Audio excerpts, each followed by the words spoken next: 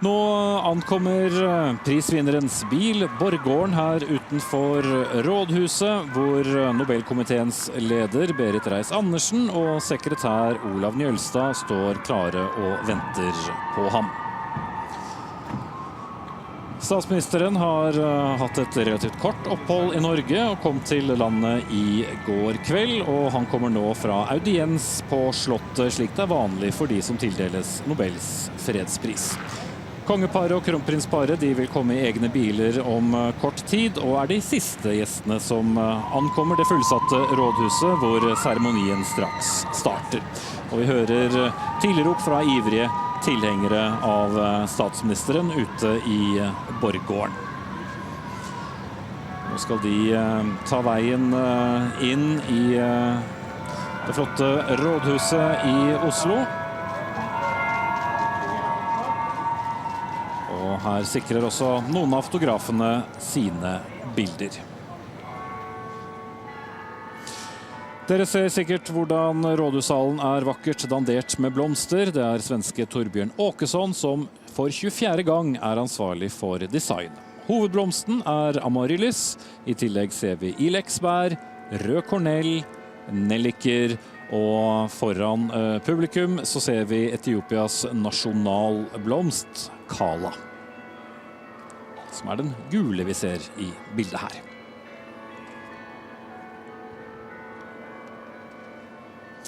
Som under fjorårets tildeling er Nobel-diplomet laget av den norske samtidskunstneren Vanessa Baird, som vi ser her til høyre. Baird er blant annet kjent for sine store veggmalerier i det nyeste bygget i dagens regjeringskvartal, som huser Helse- og omsorgsdepartementet og Landbruks- og matdepartementet. Motivet er 2 måner som speiler seg i havet. Da motivet ble kjent tidligere i høst, sa kunstneren følgende: «Det er en utfordring å male et kunstverk til noen man ikke vet hvem er. Derfor valgte jeg et motiv fra virkeligheten, nemlig månen. Men noen ganger er ikke virkeligheten nok, så det ble 2 måner.» Kalligrafien eller teksten er ved Kristoffer Hånes. Her ser vi de nesten 1000 inviterte gjestene som har tatt sine plasser, og venter nå bare på de aller siste som skal komme, som skal sitte i de 4 setene fremst, og det er selvfølgelig kongefamilien det. Her ser vi noen av de norske gjestene, statsminister Erna Solberg og ektemannen Sindre Finnes, som sitter klare og venter på å ta imot. Videre langs raden ser vi flere andre statsråder og høyesterettsjustitiarius. De kan i mellomtiden nyte de flotte maleriene som er inne her. Her ser vi Henrik Sørensens store oljemaleri som dominerer veggen foran publikum. Her ser vi blant andre kong Haakon, som etter hjemkomsten i 1945 ble tatt imot av hjemmefrontens Pål Berg sammen med Einar Gerhardsen.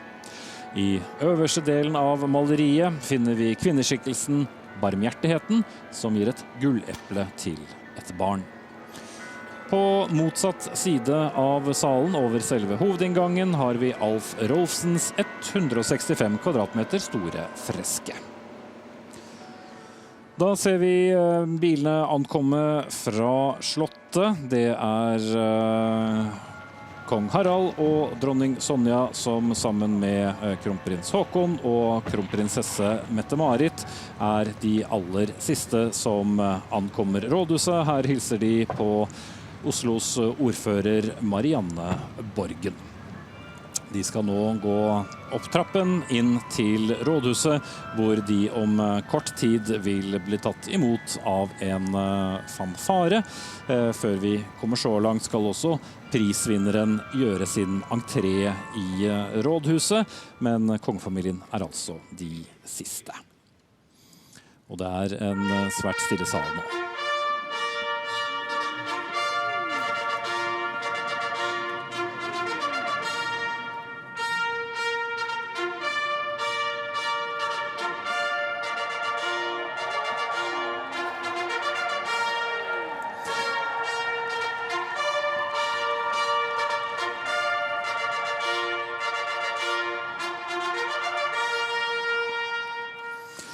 Foran i prosesjonen går altså prisvinner Abiy Ahmed sammen med Nobelkomiteens nestleder Henrik Syse. Bak dem komitémedlemmene Anne Enger og Torbjørn Jagland, og bak dem igjen komitémedlem Asle Toje. De stiller seg nå på sine faste plasser inne på podiet. Der vil de bli stående frem til kongefamilien nå om kort tid kommer inn til den høytidelige og stivpyntede rådhussalen. Og vi hørte det var flere tilrop til den etiopiske statsministeren i det han ankom.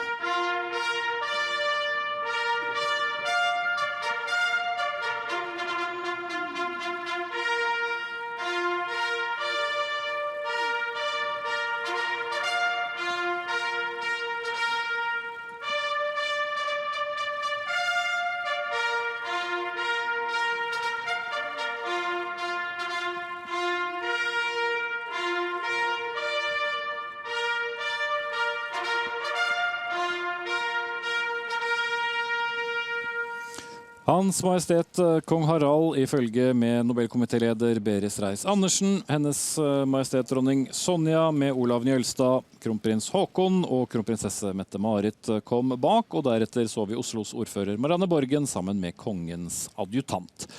Nå har de funnet sine plasser, og vi skal straks få høre musikk før komitélederens tale, og vi skal da høre Håvard Gimse, som fast musiker her i rådhuset. Han står klar ved klaveret, sammen med Mari Eriksmoen, som han skal akkompagnere, og sammen så skal de nå fremføre Stenchen av Richard Strauss.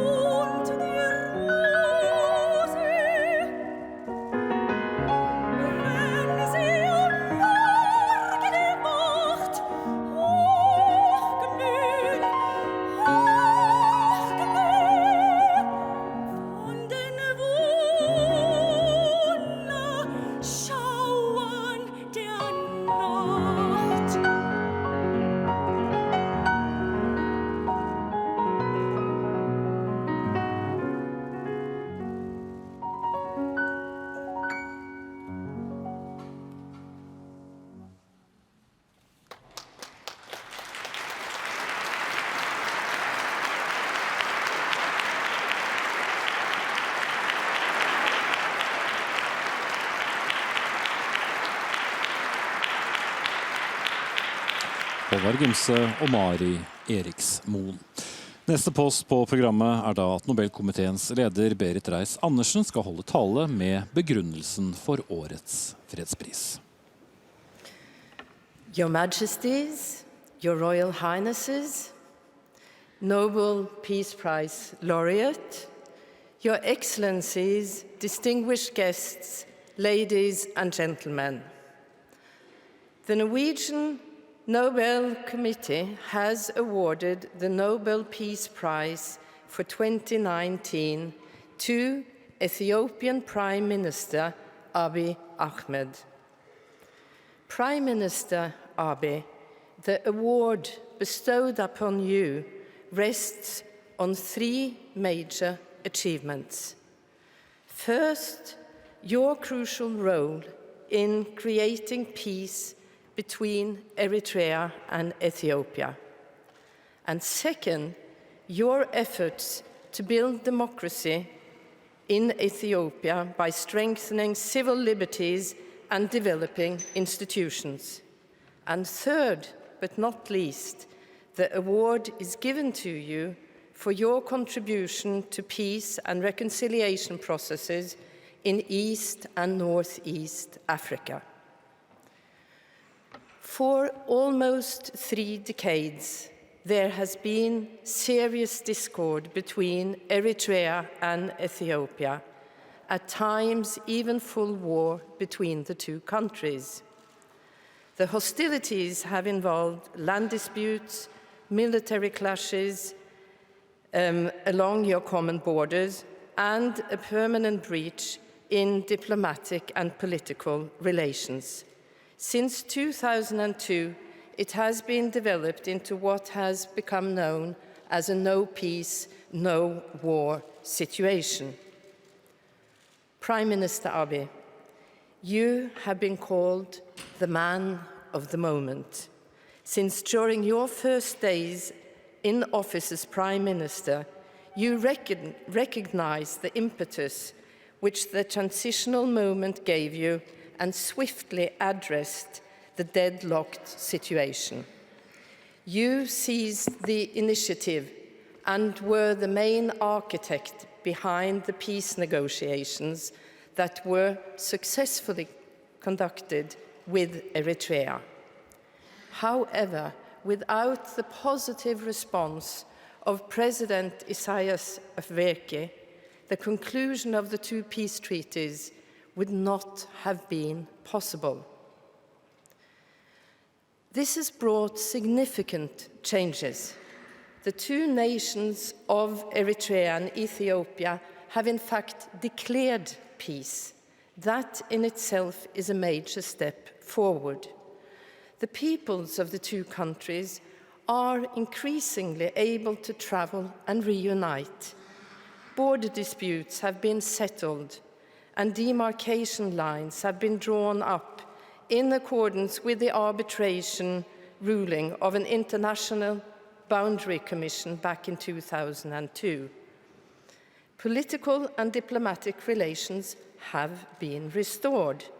However, much work remains to fully implement the intentions of the peace agreements. Several important border crossings remain closed, and the peoples of Eritrea and Ethiopia therefore have limited access to one another.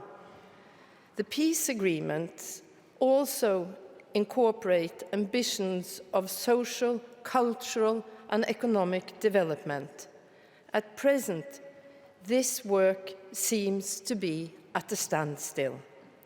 It is the hope of the Norwegian Nobel Committee that your previous achievements, coupled with the added encouragement of the Peace Prize, will spur the parties to further implementation of the peace treaties.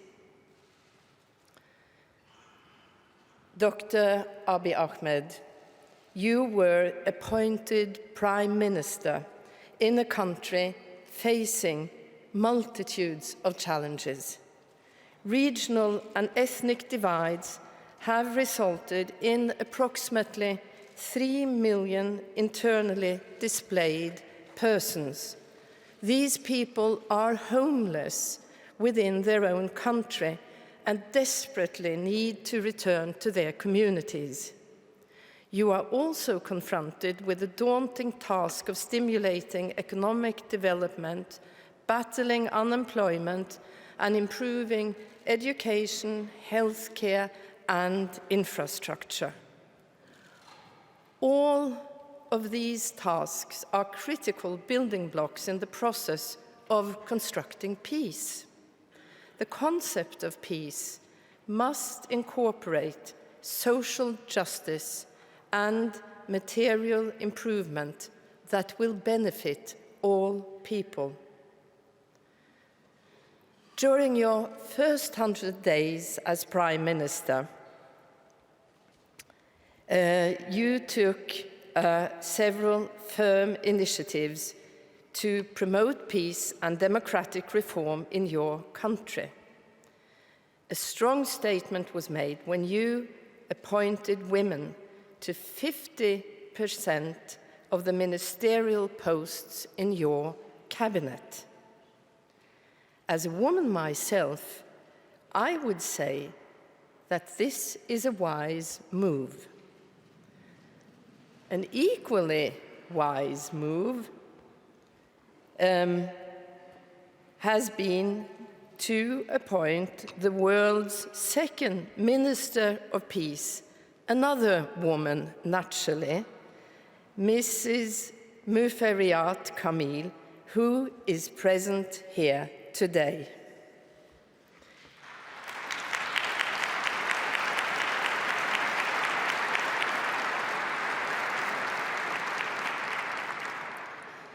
Even the President of Ethiopia is now a woman, in addition to which you have appointed a female Supreme Court Chief Justice.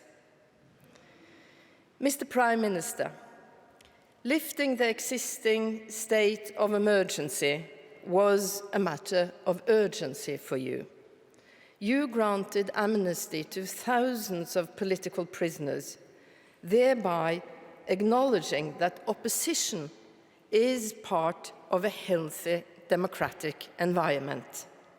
Knowing that free speech is a cornerstone of democracy, you abolished public censorship and thereby enabled the development of a free and independent press.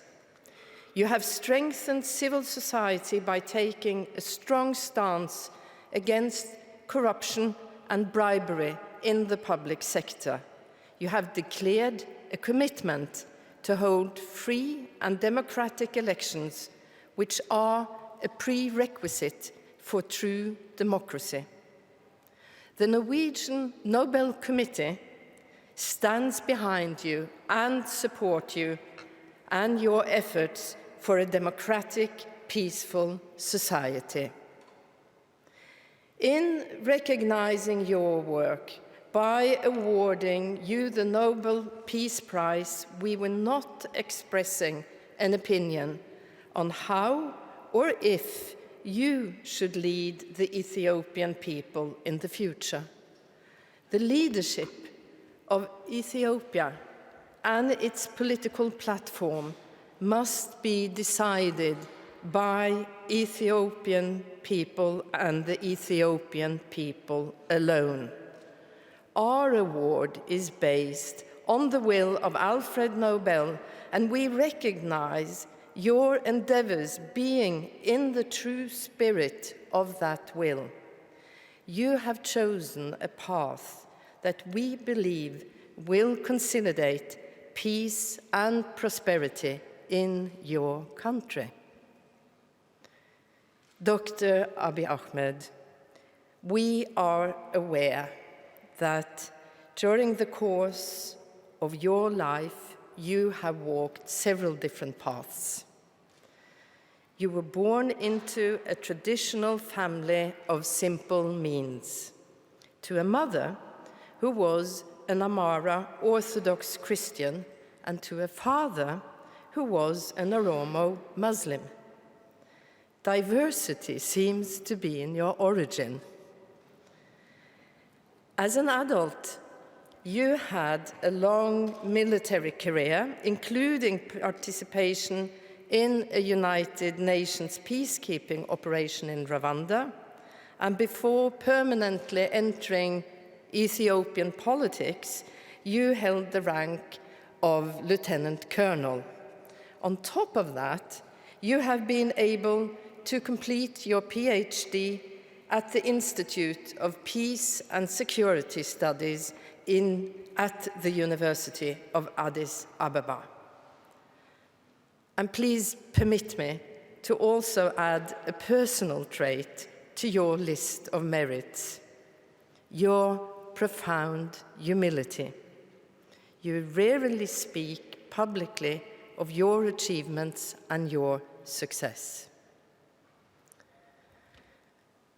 The complexity of your background has made you well suited for the third task encompassed in our acknowledgement of your achievements today, namely your work for peace and reconciliation in the East African region. You have put yourself at the disposal of your neighbors in the region to mediate disputes and conflicts. In Sudan, you have mediated between the military regime and the civil opposition to find a transitional solution in the aftermath of Omar al-Bashir's leadership. Your efforts have been much appreciated by the parties involved, and it has resulted in a signing of a draft constitutional declaration which aims at ensuring a smooth transition into civil rule. You have also been engaged in peace and reconciliation talks in South Sudan and have been willing to address the very real need of both Sudan and South Sudan to find and revitalize peaceful solutions to the great troubles that have afflicted their countries. Additionally, you have sought to mediate between Kenya and Somalia in their protracted conflict over rights to a disputed marine area. There is now hope for a resolution to this conflict. And finally, you made crucial contributions to normalizing the diplomatic and political relationship between Djibouti and Eritrea. You have, by this, demonstrated an understanding that peace among neighbors is essential in a troubled region. You have made common cause with all the stakeholders from Eritrea, Djibouti, Sudan, South Sudan, and Kenya, who have participated in promoting mediation and peaceful resolution. You represent a new generation of African leaders who realize that armed conflict and ethnic hostilities must be resolved by peaceful means. This year's Peace Prize is a recognition of all the efforts made by all the nations and individuals involved. They say that good news rarely arrives from the Horn of Africa.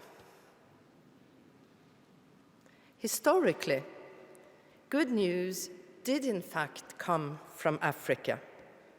Ethiopia is the cradle of humankind. The first Homo sapiens emigrated from the territory of your country. In this sense, we are all Ethiopians.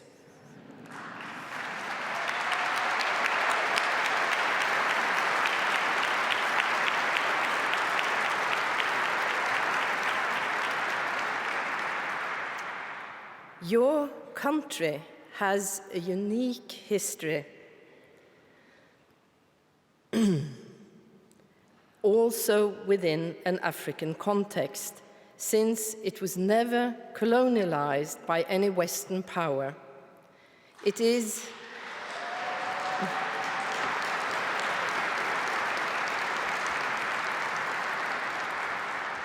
and it is in part for this very reason that Ethiopia is home to the African Union.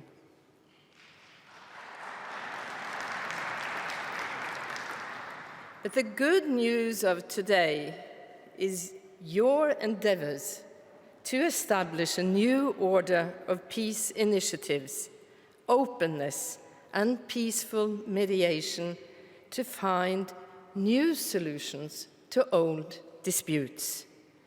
The Norwegian Nobel Committee fully understands that peace is created in cooperation with others. But when we are awarding the Peace Prize to you as an individual, because you have personally made an extraordinary difference across several arenas, it is the totality of your efforts that convinced us that it is you, Mr. Prime Minister, who have made the most significant contribution to peace in the past year. In phrasing my statement this way, I am, in fact, quoting the terms of the will of Alfred Nobel. You have also fulfilled another requirement according to the will, namely to strengthen fraternity, both between peoples and between nations. The first African to receive the Nobel Peace Prize, Albert Luthuli, eloquently expressed the vision of the Peace Prize in his acceptance speech here in Oslo on 10 December 1961. Speaking as a minister of the Church shortly before the Christmas holidays, he said, "May the day come soon when the people of the world will rouse themselves and together effectively stamp out any threat to peace in whatever quarter of the world it may be found. When that day comes, there shall be peace on earth and goodwill amongst men, as was announced by the angels." Albert Luthuli's vision probably exceeded even Alfred Nobel's imagination. But we can use it as an ideal and inspiration to create more justice, more fraternity, and more peace. But if we are to achieve that goal, we must get to work. And that is exactly the job you have taken upon yourself. Thank you.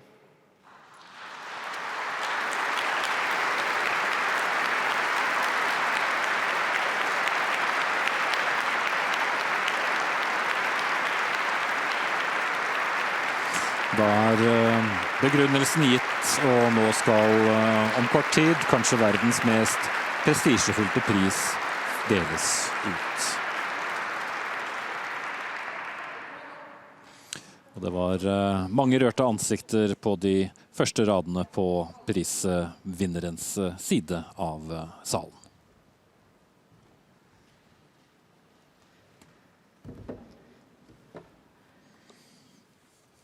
Mr. Prime Minister, I got lost in words. I'm here to give you an award in the form of a diploma and a gold medal.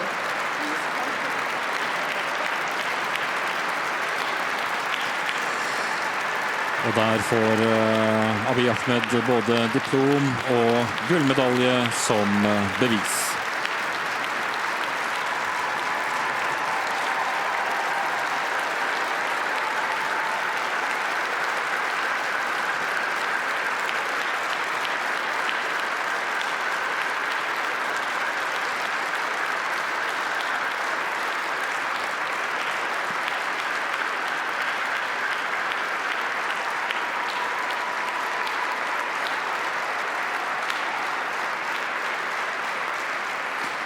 Hele rådhussalen har nå reist seg for å gi fredsprismottageren applaus.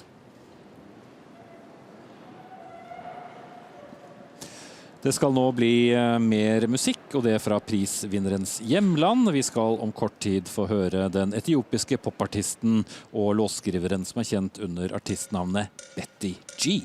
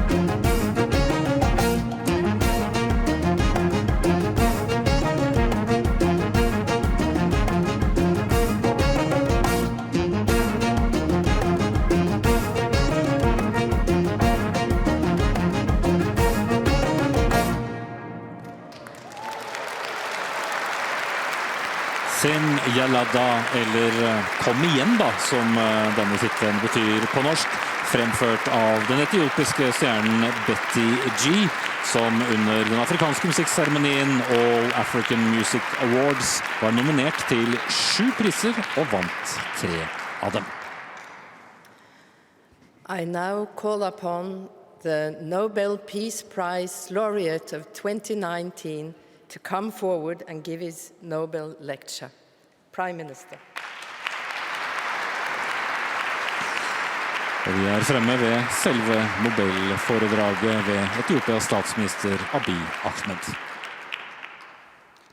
Your Majesties, Your Royal Highnesses, distinguished members of the Norwegian Nobel Committee, fellow Ethiopians, fellow Africans, citizens of the world, ladies and gentlemen. I am honored to be here with you today and grateful to the Norwegian Nobel Committee for recognizing and encouraging my contribution to a peaceful resolution of the border dispute between Ethiopia and Eritrea. I accept this award on behalf of Ethiopians and Eritreans, especially those who made the ultimate sacrifice in the cause of peace. Likewise, I accept this award on behalf of my partner and comrade in peace, President Isaias Afwerki, whose goodwill, trust,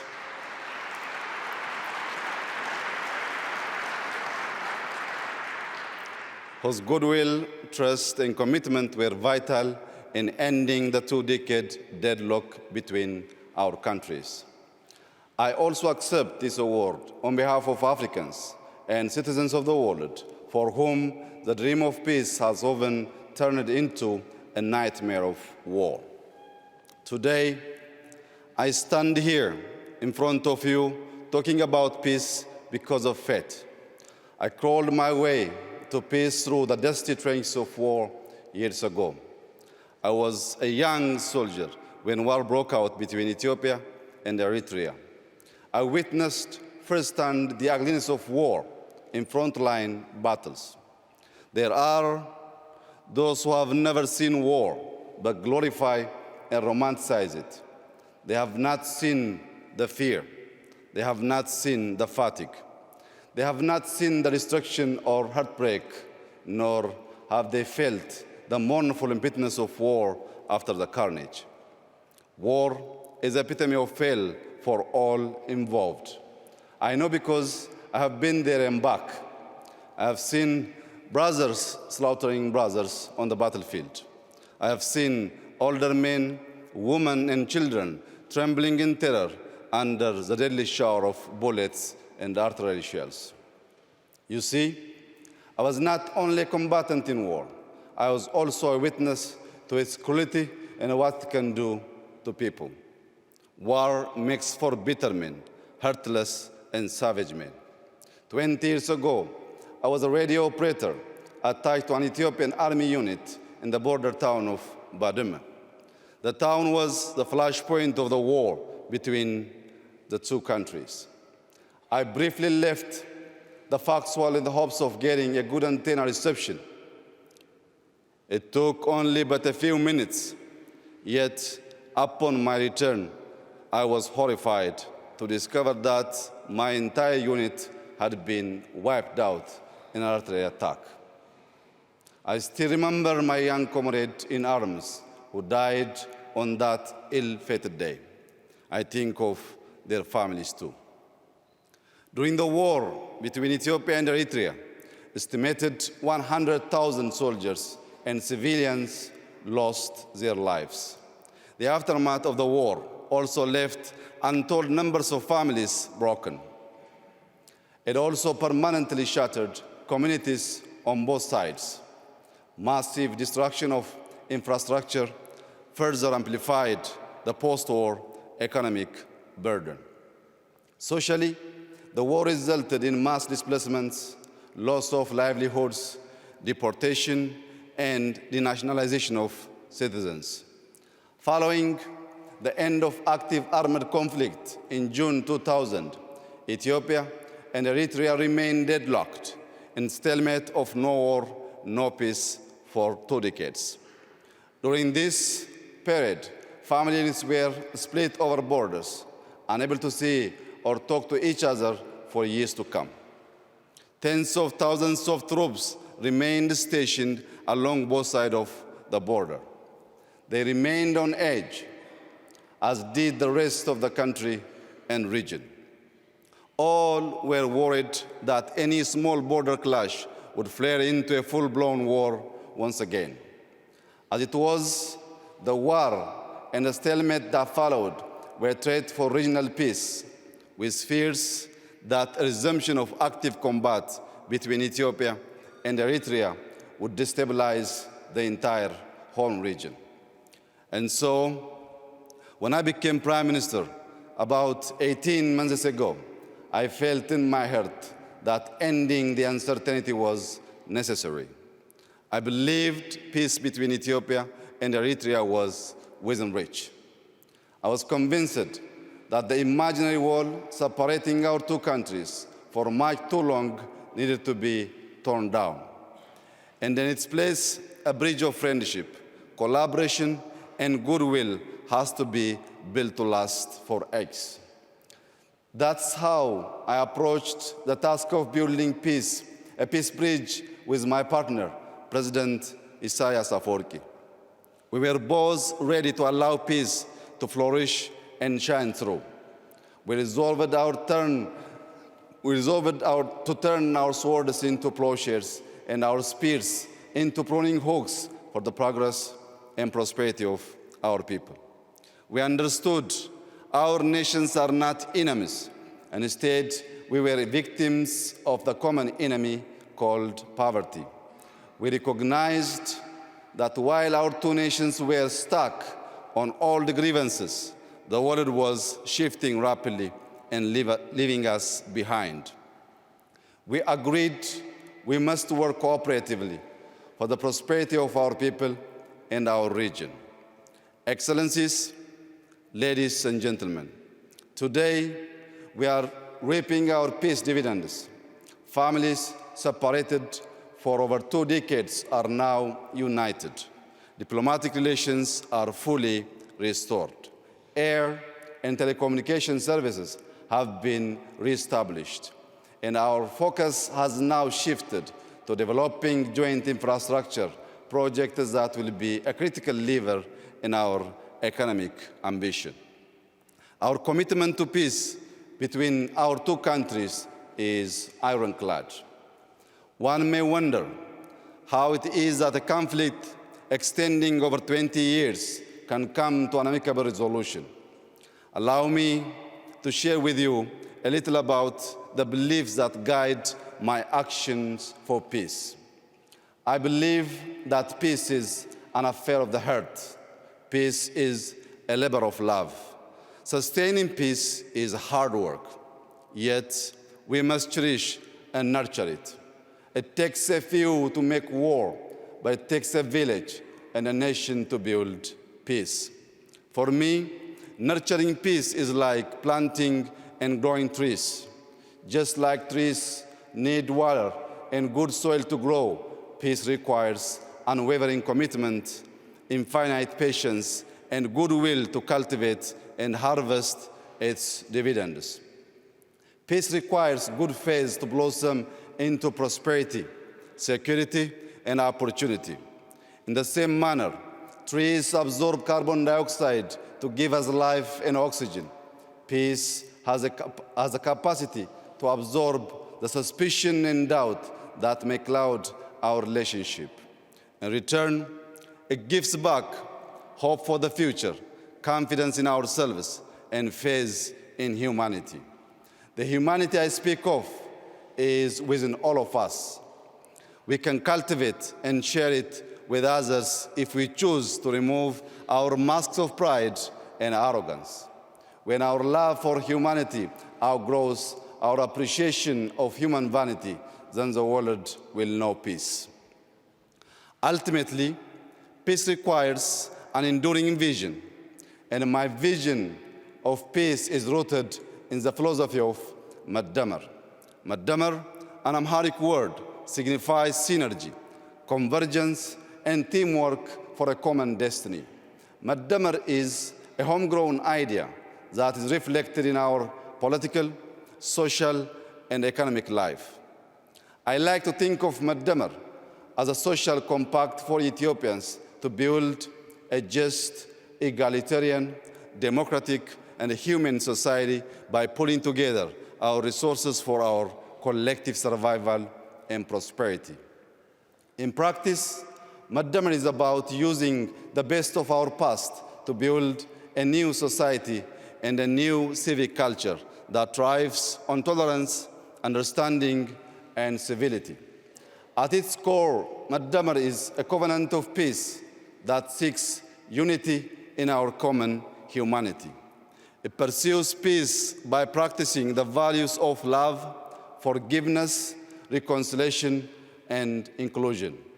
Excellencies, ladies and gentlemen, I come from a small town called Bashasha, located in the Oromia region of western Ethiopia. It is in Bashasha that the seeds of Madamar began to sprout. Growing up, my parents instilled in me and my siblings an abiding faith in humanity. Madamar resonates with the proverb, I am my brother's keeper, I am my sister's keeper.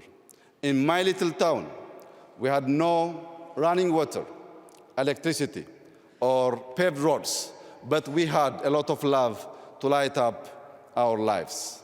We were each other's keepers.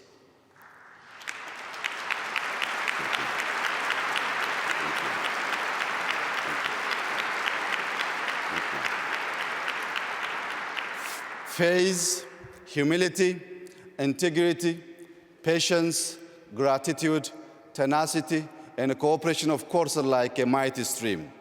And we travel together on 3 country roads called love, forgiveness, and reconciliation. In the Madamar idea, there is no us and them. There is only us, for we are all bound by a shared destiny of love, forgiveness, and reconciliation. For the people in the land of origins, in the 13 months of sunshine, Madamar has always been second nature. Thank you very much. Thank you. Ethiopians maintained peaceful coexistence between the followers of the 2 great religions because we always came together in faith and worship. We, Ethiopians, remained independent for thousands of years because we came together to defend our homeland. The beauty of our Ethiopia is its extraordinary diversity. The inclusiveness of Madamar ensures no one is left behind in our big extended family. It has also been said, no man is an island, just the same no nation is an island. Ethiopia's Madamar-inspired foreign policy pursues peace through multilateral cooperation and good neighborliness. We have an old saying, በሰላም እንድታድር ጎረቤትህ ሰላም ይደር ዮ ኦላን ነገ ያምቡለ Thank you. Yo ollan nagambule, nagambulani. It is a saying. Thank you. It is a saying shared in many African languages, which means for you to have a peaceful night, your neighbor shall have a peaceful night as well. The sense of this proverb guides the strengthening of relations in the region. We now strive to live with our neighbors in peace and harmony. The Horn of Africa today is a region of strategic significance. The global military superpowers are expanding their military presences in the area. Terrorist and extremist groups also seek to establish a foothold. We don't want the Horn to be a battleground for superpowers nor a hideout for the merchants of terror and brokers of despair and misery. We want the Horn of Africa to become a treasury of peace and progress. Indeed, we want the Horn of Africa to become the Horn of Plenty for the rest of the continent. Excellencies, ladies and gentlemen, as a global community, we must invest in peace. Over the past few months, Ethiopia has made historic investments in peace, the returns of which we will see in years to come. We have released all political prisoners. We have shut down detention facilities where torture and vile human rights abuses took place. Today, Ethiopia is highly regarded for press freedom. It is no more a jailer of journalists. Opposition leaders of all political stripes are free to engage in peaceful political activity. We are creating an Ethiopia that is second to none in its guarantee of freedoms of expression. We have laid, thank you, thank you, thank you, thank you very much, thank you. We have laid the groundwork for genuine multi-party democracy, and we will soon hold a free and a fair election. I truly believe peace is a way of life, war a form of death and destruction. Peacemakers must teach peacebreakers to choose the way of life. To that end, we must help build a world culture of peace. But before there is peace in the world, there must be peace in the heart and mind. Thank you.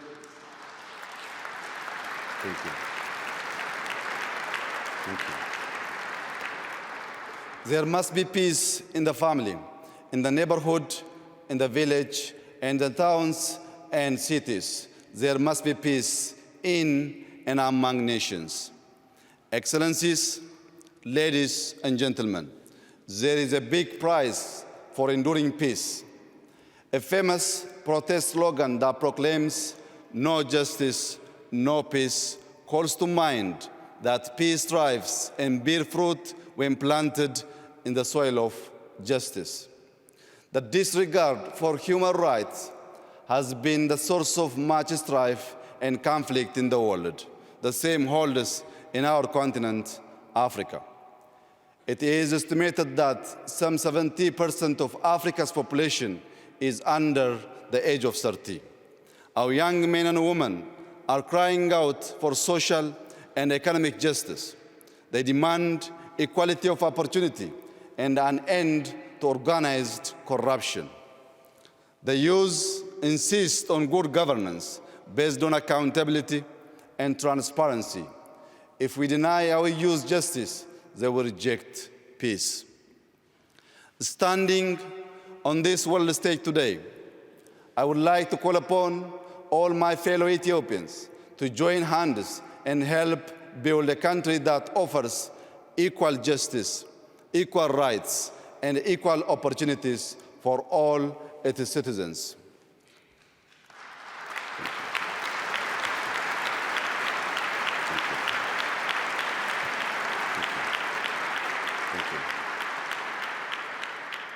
I would like to specially express that we should avoid the paths of extremism and division powered by politics of exclusion.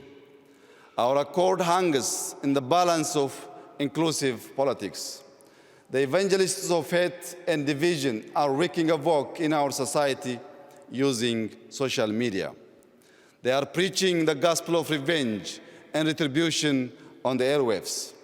Together, we must neutralize the toxin of hatred by creating a civic culture of consensus-based democracy, inclusivity, civility, and tolerance based on Maddamar principles. The art of building peace is a synergistic process to change hearts and minds, beliefs and attitudes that never cease. It is like the work of struggling farmers in my beloved Ethiopia. Each season, they prepare the soil, sow seeds, and control pests. They work the fields from dawn to dusk in good and bad weather. The seasons change, but their work never ends. In the end, they harvest the abundance of their fields. Before we can harvest peace dividends, we must plant seeds of love, forgiveness, and reconciliation in the hearts and minds of our citizens. We must pull out the weeds of discord, hate, and misunderstanding, and toil every day during good and bad days too. I am inspired by a biblical scripture which reads, "Blessed are the peacemakers, for they shall be called the children of God." Equally,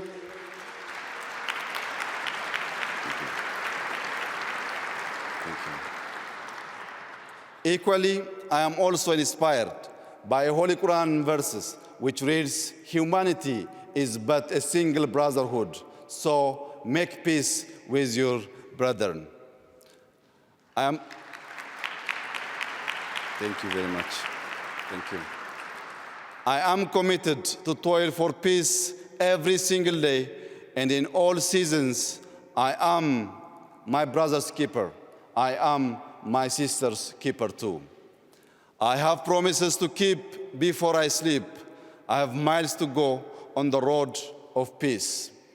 As I conclude, I call upon the international community to join me and my fellow Ethiopians in our Madamar-inspired efforts of building enduring peace and prosperity in the Horn of Africa. Salam ለሁላችን ነገኝ ሁንደ ኬኛ ፈተው. Peace shall be upon all of us. Thank you very much.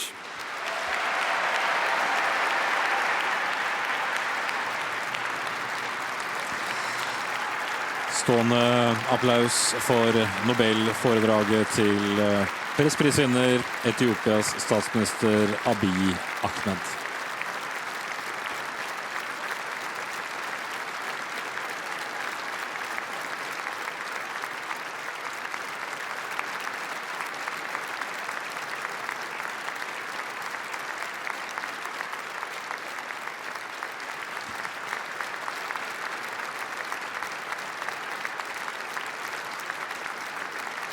Og på motsatt side av fredsprisvinneren står nå etiopiske Betty G og hennes band klare til å gi de fremmøtte og dere der hjemme enda mer musikk om kun kort tid når applausen etter hvert ebber ut.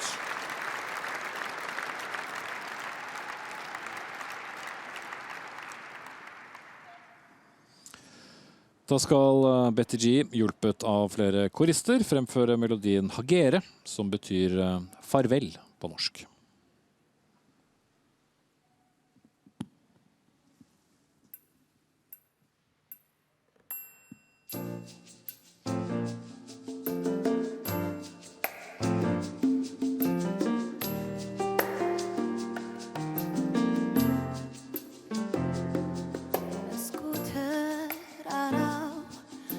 ተረጋራው የአምላክ ጥበብ ነው ባንቺ ታየው የአየሩ ምቾት ሁሌ የሚናፈቅ ቅርሳ ቅርሱማ ልብ የሚሰርቅ ግን ይሄ ነው ወይ አገር ማለት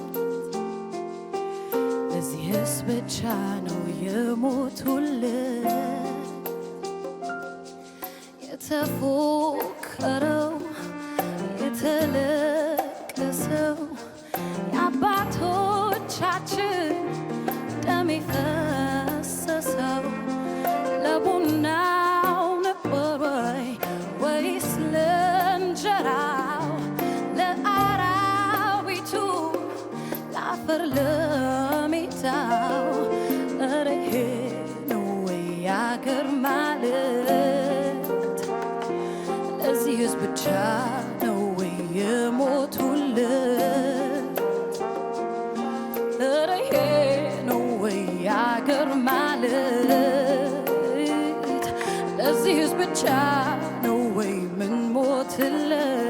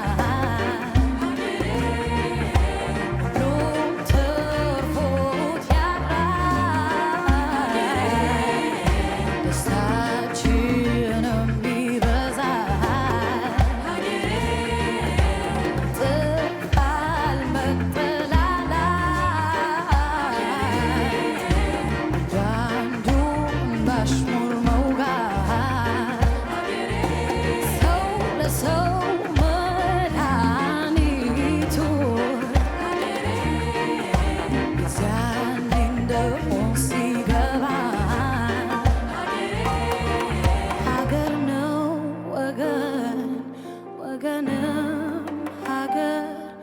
ብዙ ነው ቋንቋው ከናን ቤተሰብ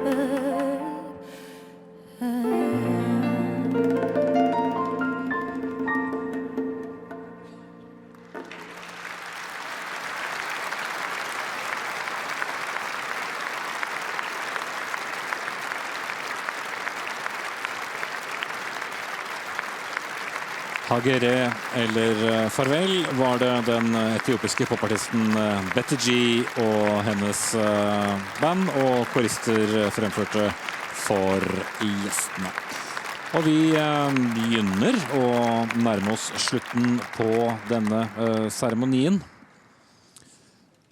Nå skal prisvinneren gratuleres I det kongefamilien nå går frem og tar fredsprisvinneren 2019 I hånd.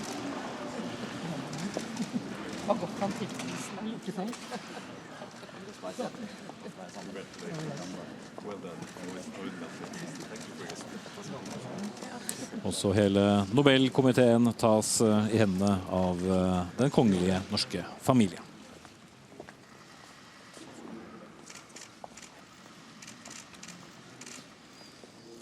Nå stiller de seg etter hvert opp for å avfotograferes, og så skal det være utgang.